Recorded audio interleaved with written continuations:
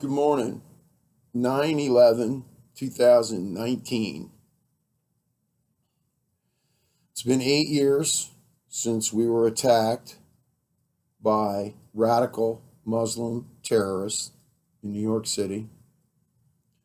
The Twin Towers were destroyed, as well as other buildings surrounding the World Trade Center. And a plane went down in Pennsylvania as well, where crew members realized, and the passengers realized what was going on and brought the plane down to keep it from going to New York. That day, we lost thousands of lives in just a very short time. The majority of them were firefighters and emergency personnel who responded to the disaster.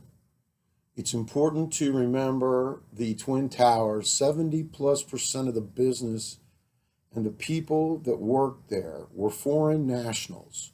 So only about 30% of the people at work in the Twin Towers were even American citizens. Some were, but the reality is it was an attack concerted by Muslim terrorists. And in this case, they noted that 17 of the 18 terrorists were from Saudi Arabia. Saudi Arabia. It takes me back to 1191 AD and King Richard the Lionheart and a man named Saladin in a town outside of Jerusalem. They all wanted Jerusalem, Christians and Muslims. And Saladin was an Arabic Muslim. And if you ask his people, he did a really good job.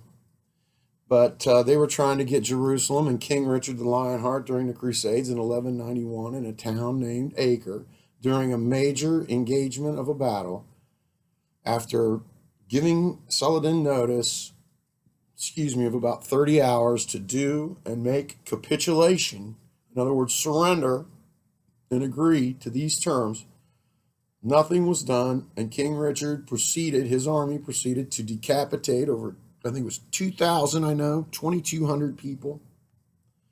This goes back to the phrase, how much blood to an acre of land?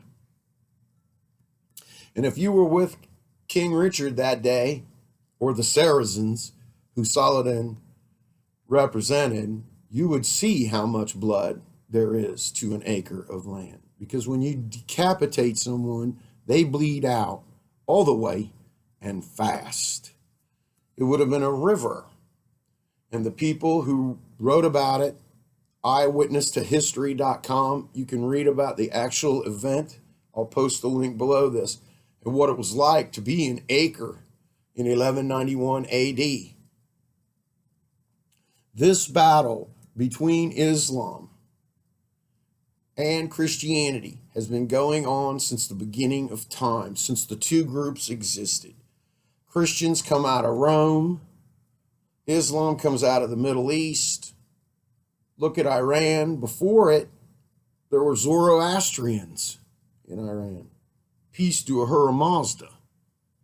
Nonetheless, what does it all mean, as I say? Well, it means that there are people who hate in two different religions, and right now the world Islamic population is about to overtake Christianity, but here in America, there's still only about 5 million Muslims in a country of over 360 million.